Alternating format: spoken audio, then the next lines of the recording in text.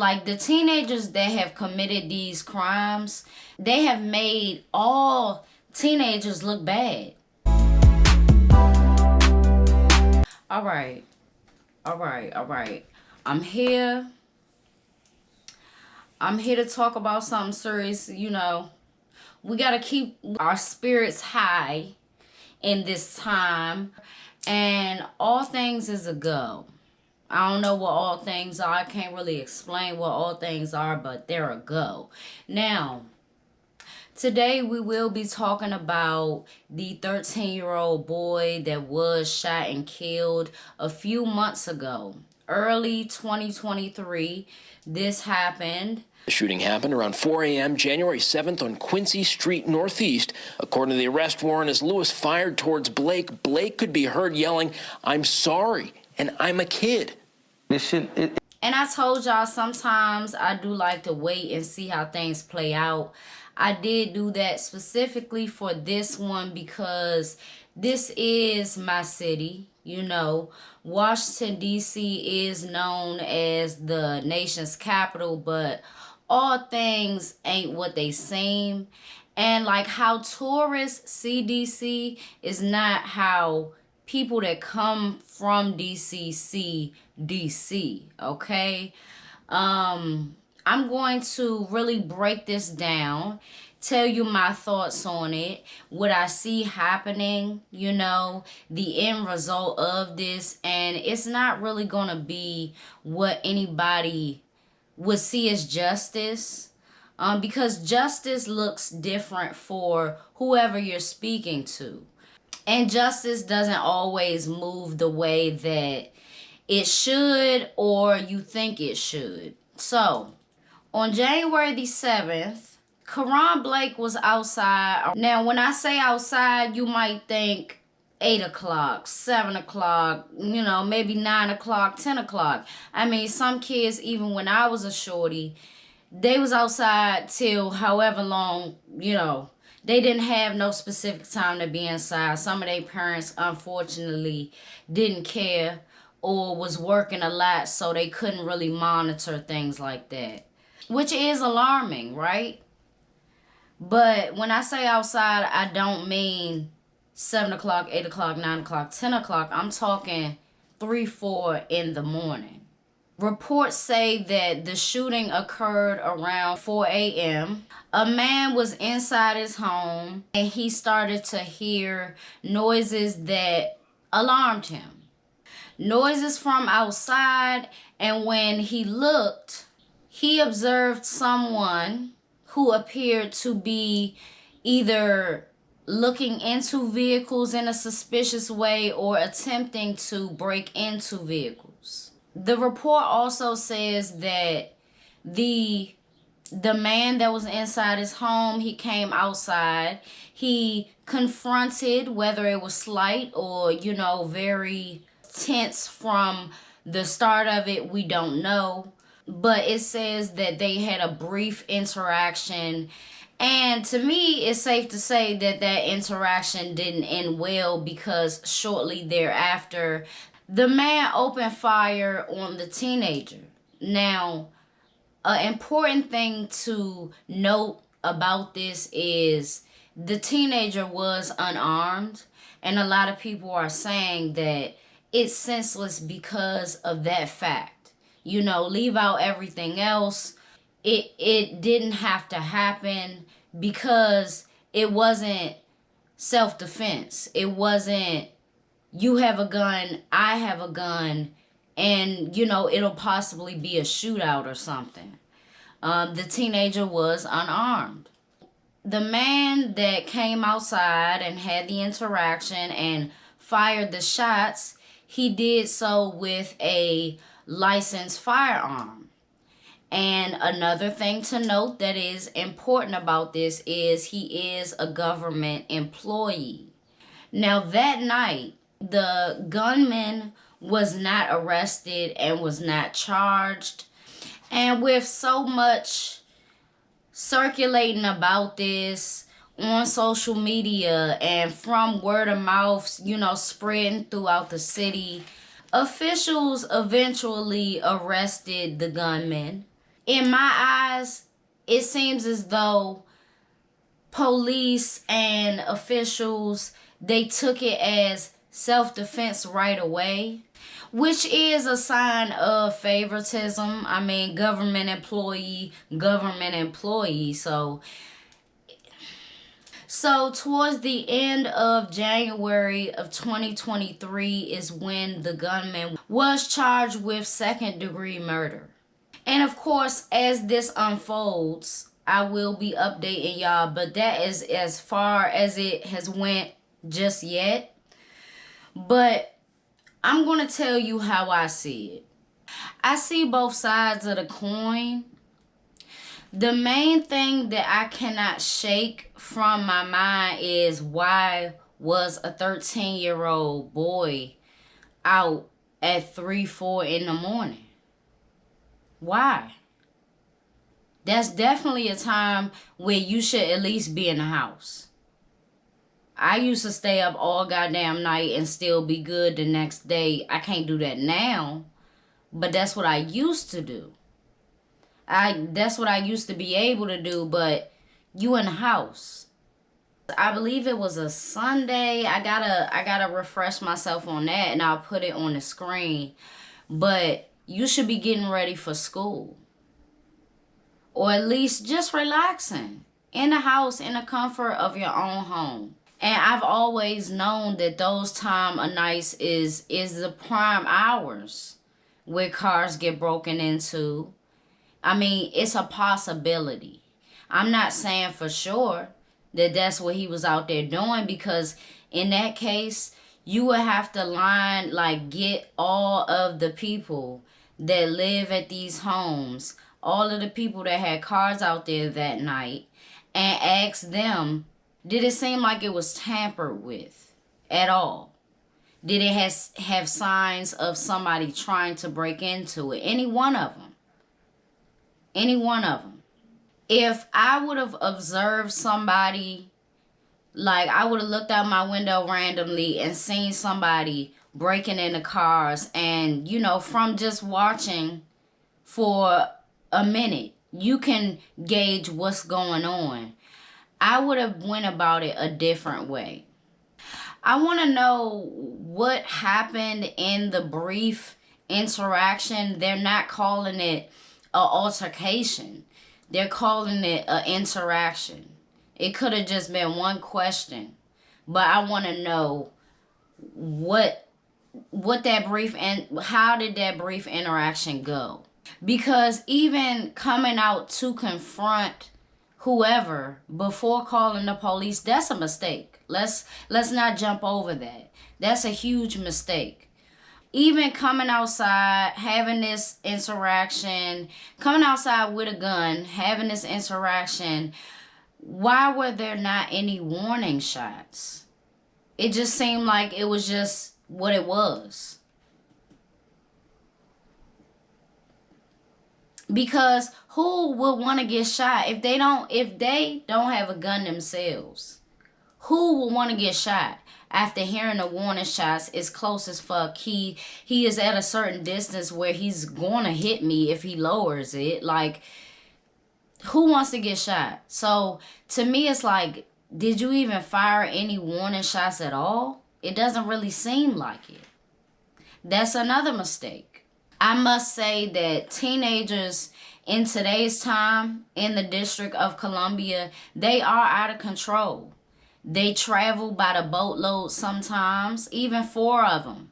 You know, I mean, I've seen them do terrible things to innocent people, to people that are going to work, or people that, you know, are having a hard time, and you don't know how nobody's life is.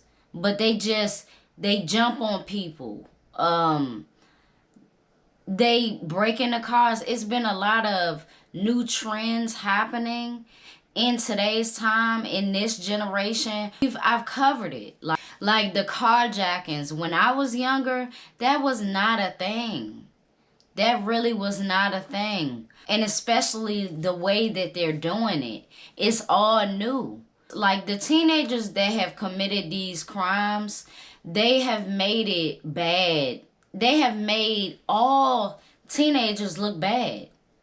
I can't say for sure that Karon Blake was a part of those teenagers, you know. I can't say that he was just like the teenagers that I'm describing. But these negative connotations, I'm not gonna lie, it has made me get on defense when walking past youngins. Cause you just never know. You never know what type of intentions they have. They don't seem to have a care in the world.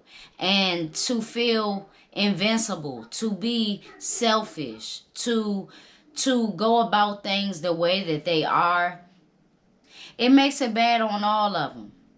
I think that the number one problem that a lot of teenagers are having is their desperation for money and their desperation to be grown. When I promise you, being an adult is not what you think it is. Being an adult is dead serious. You know, you have to make a living, and you gotta shake that type of laziness where y'all don't think y'all need 9 to 5s and to hold down jobs when shit is gonna get real. Rent and all of that is only going up. Everything is getting more expensive. And your moms, your dad, your grandma, they not gonna be around forever. But also, they're not gonna let you leech off of them forever either. What I can say is that there was a good chance that Karon Blake was up to no good. We just gonna be honest. It's a good chance. Just like it's a good chance that he wasn't. But that does not negate that the gunman made quite a few mistakes that he is gonna have to pay for. I honestly wouldn't be surprised if this gets reduced to manslaughter, because the gunman's intent wasn't to kill the boy per se. And of course, I can't be concrete on that. I don't know who this person is. I don't know how their brain works and things like that. And I do know that a lot of government employees don't be all the way there for some reason, but they be getting hired. I think that his intentions was to stop him from doing whatever it is that he saw. To stop these carjackings or to stop this specific situation, but you're not the neighborhood hero. The cops is supposed to be the neighborhood hero. You call them, and then when they come, you come outside and say, I'm the person that called, after they get the suspect. You feel what I'm saying? Like, it's a way to do that. I wouldn't even confronted nobody about nothing, because you going out there, you don't know what that person got. And my thing is, like, he probably was thinking that. The gunman probably was like, well, I gotta go out here with my gun because I don't know if this person got something, but you was wrong this time. He didn't bring nothing. They say don't bring a knife to a gunfight, and this young man didn't bring that because he didn't think that was going to take place. I'm sure that, you know, it's a lot of them that do walk around with something loaded. You feel what I'm saying? But this was not that. You could have literally laid hands on him like his father should have and apprehended him until the police came, but he didn't call the police until after the situation, after the shots rang out. So he's going to have to pay for that. But I don't want everybody to, like, be super disappointed about manslaughter in this situation. I'm telling you, because that's how I see it. I really do. Like, when you really break it down, it's like, you know, you're not necessarily a villain, sir, but you're not neighborhood watch, neighborhood hero either. To some degree, you're going to have to pay. And I don't know what type of, you know, sentence that looks like. If it is jail time at all for that. It might be, I've seen manslaughter be, it's like up in the air depending on what state you in. So, something else I did want to speak on was Karon Blake's mom. As a mom, I wanted to take my time with this because I don't want to seem insensitive towards her pain, but I do have to call this out. She held her, along with the lawyers and the firm that is handling her case and fighting for her and her son. They held a press conference and she spoke on how she feels about losing her son and what role he played in the household. And to lose a child, I would never wish that on any parent, especially the parents that's there and that help them with their homework and make sure that they get in at night and make sure they fed and all of that, right? But let me say that what she said was a very toxic but consistent thing that has been said by women or girls who have kids, women who have kids young. They say this on a very consistent basis and they mean it. He was the man of the house. That's who helped me. And he took him from me. Now, when I say that, I'm saying his mom said that he's the man of the house and that she doesn't need a man, or she didn't need a man because he would make sure everything was okay. And I'm saying that's toxic because it's a lot that a man can do that a 13-year-old boy can't. And I can't even imagine what type of pressure he was under being labeled the man of the house. A title that he didn't pick. He didn't pick being the firstborn or the only born son. He didn't pick that.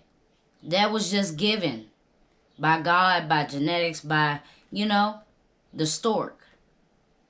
Or the stork. It's a lot of pressure. I can't imagine. I say this from time to time. I can't imagine being a young black man. And it's vice versa. They can't imagine being us. And what type of... It's some things that they just don't know that we go through. And it's some things that we don't know that they go through. Right? But I couldn't imagine being labeled the man of the house. And my mom trying to replace, a man that she could have, a support system, a lot, a unit. She's putting that role on me without the incest activities. It's toxic. And it must end. It has to end because just look at what is being alleged that he was out doing. Just look at it. I mean, as a parent, I don't know how I would explain that.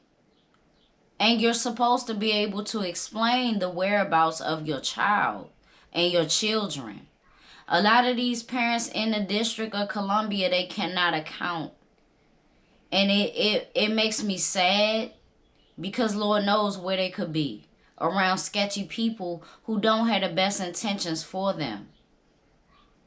You got to keep tabs on your children. You have to. Because things like this happen and... he could have been at a friend's house and then walking home. And yeah, it's late. It's really, really late. I would have told the boy, if I was his friend mom, to just stay the night and then you go home in the morning. But that's just me. There seems like there's a lack of supervision. And I'm not talking about just Karon Blake. I'm talking about a lot of these teenagers that's running loose. You could just tell. You could tell. So I definitely want to hear what y'all thoughts are on this. You know, it's a very sensitive matter. I will be back very, very soon to update y'all, because I just have that feeling that something is going to be in the works with this. I will keep y'all updated, and I will see y'all in my next video. Thank y'all for being here. Thank y'all for tuning in to me, and I'm going to see y'all next time.